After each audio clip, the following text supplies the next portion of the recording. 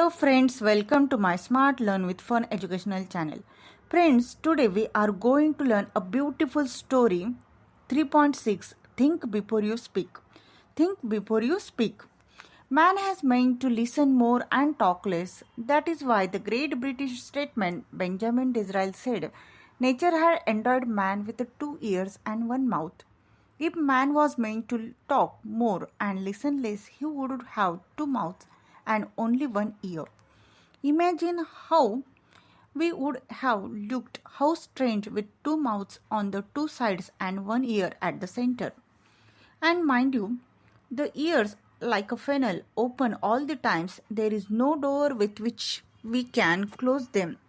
Whereas if you have to speak even a single word, that word must pass through the 2 walls, 2 fences. There is firstly the fence of these 2 rows of teeth. There is secondly the fence of 2 lips. Before a word can spoken, it has to pass, it has to press there the 2 walls. Through these 2 fences, therefore, we must think at least twice before we utter a word. A very wise man once remarked that of the unspoken word, you are a master; of a spoken word, you are a slave. Once you have spoken a word, you cannot get it back. Do what you will. Therefore, you must be very careful about the words that you speak.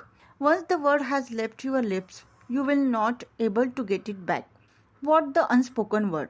They are things you want to say but remain unsaid as a thought in your mind. Once you have put the thoughts into the words, once the words have left your lips, you cannot change them or control them. A young man went to the spiritual teacher and said, I have spoken a harsh word and unkind words to my friend, and he is deeply hurt. I am afraid I have lost my friendship with him. How can I make amends? The wise teacher gave a fresh sheet of blank paper and a pen. He said to young man, write down on this paper all the harsh things you said to him. The young man did as he told. He showed the paper to the teacher. Now tear up this sheet of paper into the many small bits as you can, the wise teacher said.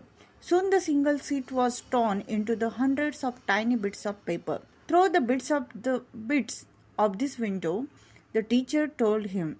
That was easily done. It was the windy day, and the tiny bits were scattered far and wide, even as the young man watched.